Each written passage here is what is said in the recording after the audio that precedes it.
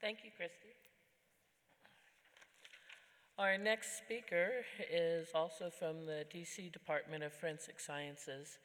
His name is Jonathan Pope. He is the FEU Unit Manager.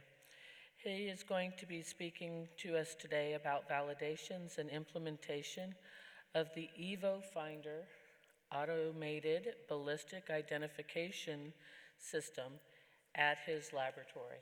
So, Jonathan.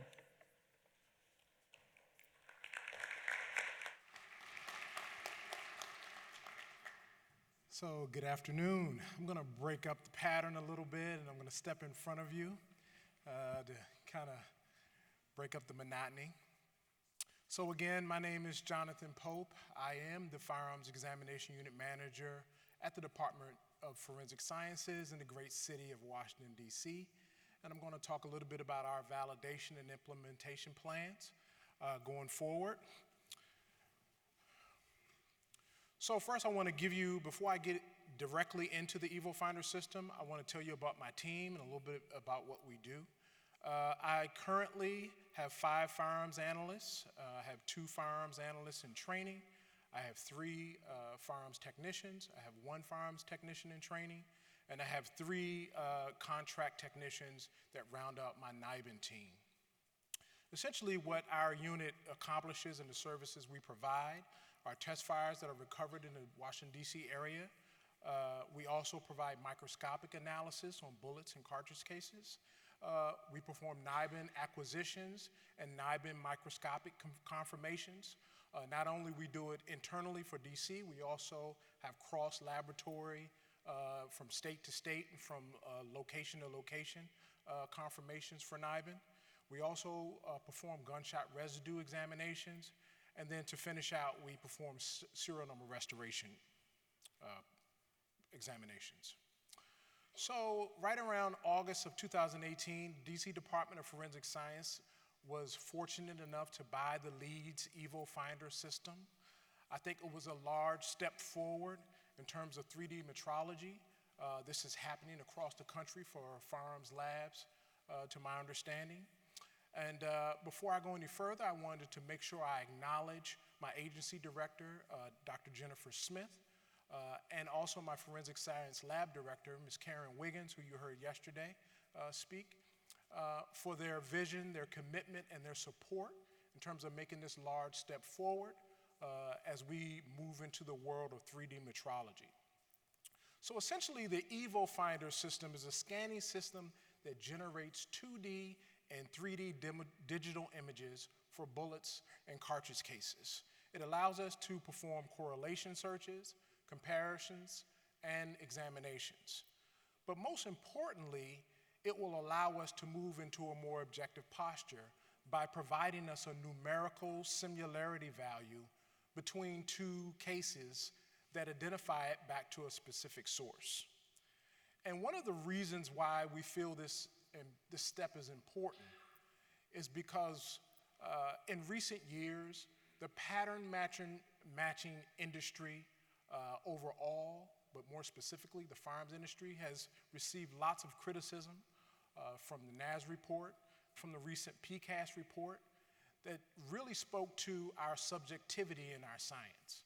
Right now, an examiner will place 2 items on a comparison microscope, and with his or her knowledge, skills, and abilities, will come to an opinion, and then take that opinion to a court and provide expert witness testimony. Well, because of those reports, we've seen an increase in motions to suppress by the public defender services, and we found an increase where judges are starting to listen to those motions to suppress.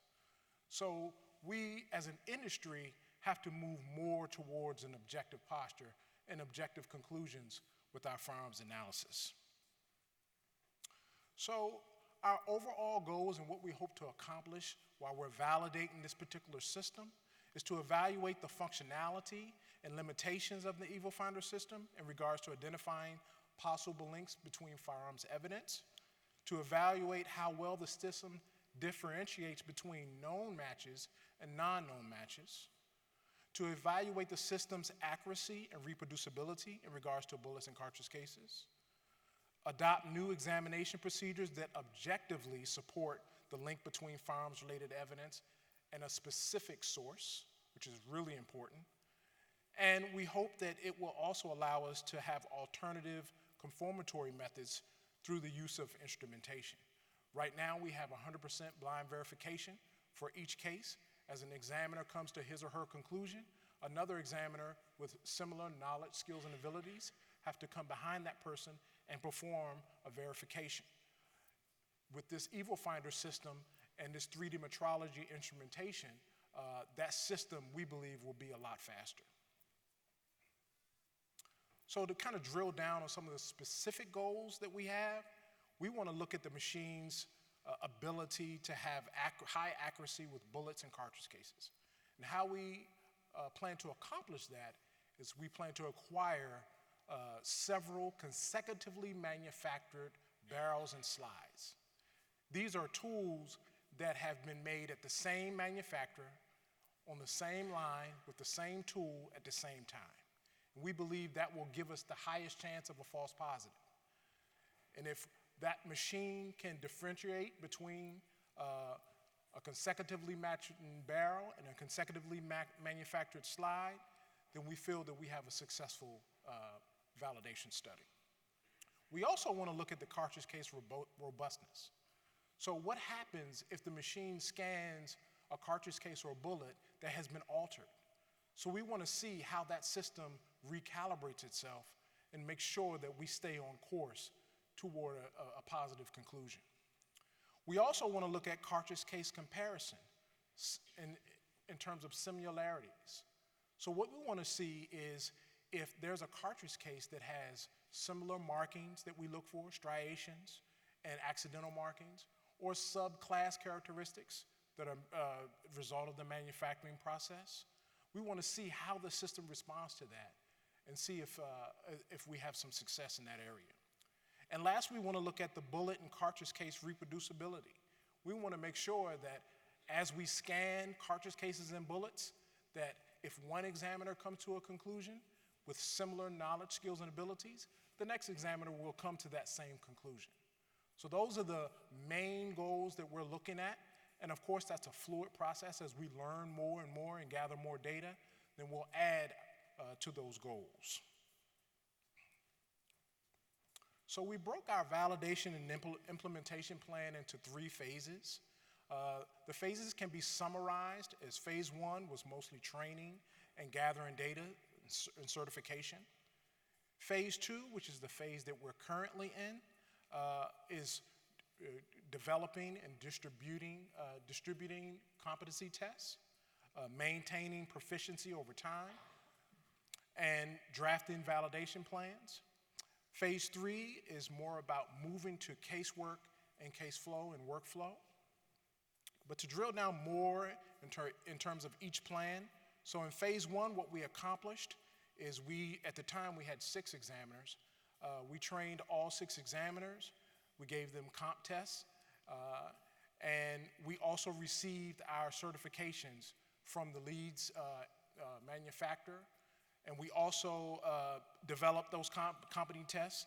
And we gave the examiners hard evidence that we felt that would show their competency. So we gave them projectiles and projectile fragments and cartridge cases that didn't necessarily mark well. We also was able to purchase a NIST replica bullet and a NIST cartridge case so we can have a standard for any correlative searches that we want to use for the machine, and also any comparison and examinations.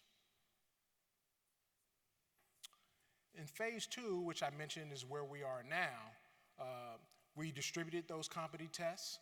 All of the examiners did pass the tests. We felt it was really important for them to maintain their proficiency over time. It's not good enough just to pass the competency test and then continue to use the machine. So we often, we encourage the examiners to log onto the machine and show themselves proficient at least 2 to 3 times a month. And that way they can maintain their knowledge and competency. At that point, we decided to kind of take a step back. We didn't want to because we were new to this process, we didn't want to complete the entire process in a vacuum. So we decided to reach out to the greater community and figure out who in the community in firearms had an Evofinder system or just a 3D metrology system in general. It's my understanding that there are some labs in California that does have an Evofinder system, but they use it in a certain way that we right now don't intend to use our Evofinder system. So we decided to go north and go to Canada, up at the Royal Canadian Mount Lab with program manager John Marshall, who runs that shop up there. He was a gracious host. We decided to emphasize not on the particular instrument that the Canadian lab used, but the validation process. He has completed his validation process, and we wanted to take away whatever we could and learn as much as we could to be able to come back and finish our process. So we took a step back, we went to Canada, we came back with lots of information to add to our particular process, and I think it was definitely worthwhile. Going forward, and where we are now, is we're going to start to draft our validation plan. As we gather more and more data, I feel our plan will be complete, hopefully by July of 2019. And that's going to depend on several factors that I'll talk about here shortly, but we hope to be finished by July of 2019. Phase 3 will be more about implementing the Evofinder system in our case flow. So if everything works out according to plan, we'll hopefully be able to validate all of our data and interpret all of our data, and we hope to complete this by September of 2019. Subsequently to that, we'll develop and draft any standard operating procedures that will be required to implement Evofinder system into our casework. Excuse me. And then we'll also reach out to our partners at NIST and the FBI. It's my understanding that NIST just purchased the Evofinder system, so we'll be looking to collaborate to validate, as my colleague Christy mentioned, and gather and collate their data and see exactly if we're on the right track. We're also members of the Evofinder Technical Working Group that the FBI is hosting in Quantico, Virginia. Heather Siebert is running that shop over there, and Eric Smith. They've contributed to our process a great deal.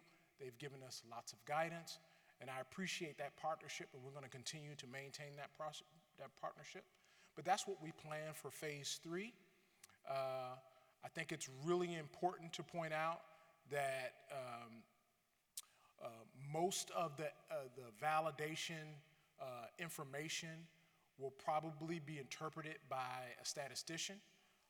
So we hope to be able to hire a statistician to be able to interpret the data as we go forward. So as we go forward, what we hope to accomplish and land is into virtual comparison microscopy. So it's my understanding that the labs in California use their Evofinder system for correlative searches, which is similar to a NIBIN system. What we hope to get out of the Evofinder system is virtual comparison microscopy. What we hope it will provide is faster access to evidence, increase the speed of analysis, and potential for increased visual resolution when compared to traditional light microscopy. So there's been studies, especially the Canadian validation study, that after they've completed their study, they figured out that the resolutions from 3D metrology had a better result than the resolutions for traditional light microscopy, which is the comparison microscope examiners use currently. We believe the examiners will be able to use the system to compare digital scans at their individual workstations, which is really huge for us. Right now we're fortunate enough to have comparison microscopes at each station. If this all works according to plan, we'll have digital scans and workstations for each examiner to be able to compare their evidence right there in their workstation. We also want to use virtual comparison microscopy for 100% blind verifications. As I mentioned earlier, we have 100% verifications of all of our casework. We can also use it for annual proficiency tests. We can also use it for those cross-laboratory NIBIN examinations. And essentially what that is I have an examiner who will collate and gather the evidence that's needed for a NIBIN lead, and they would physically take that evidence to another lab and then spend all day comparing the evidence. With virtual comparison microscopy, that is a digital scan that's emailed to that lab, and then we can simultaneously compare the evidence together, sitting in our own labs. And what will be key is what's coming. And what's coming is X3P file format.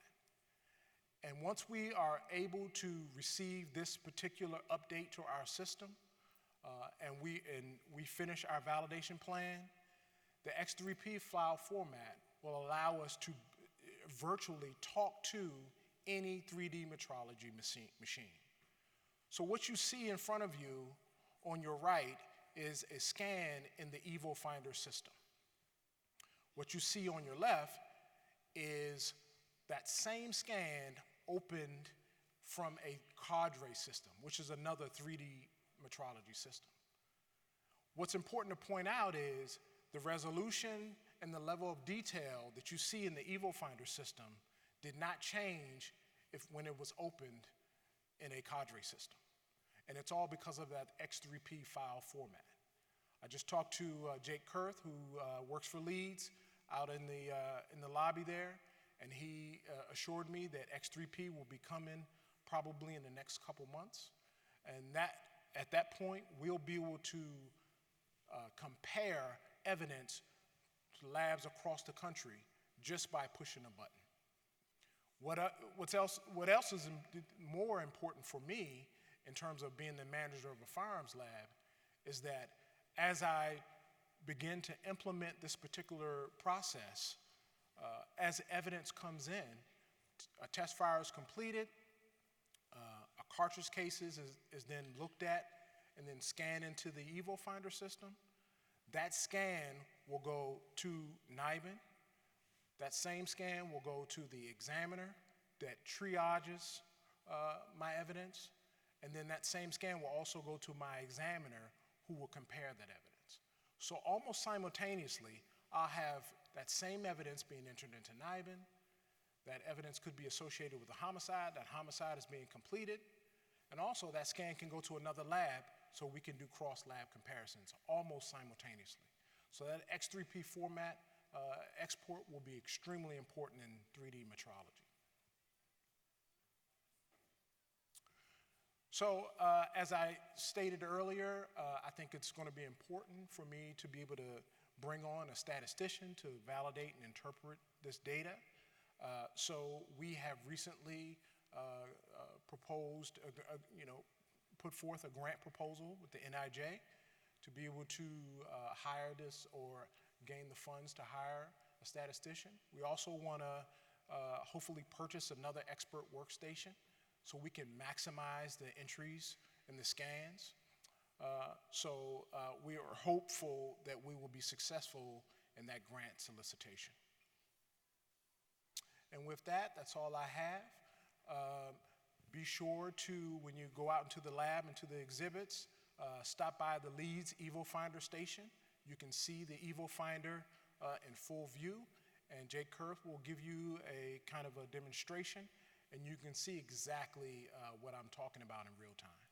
All right, thank you for your time.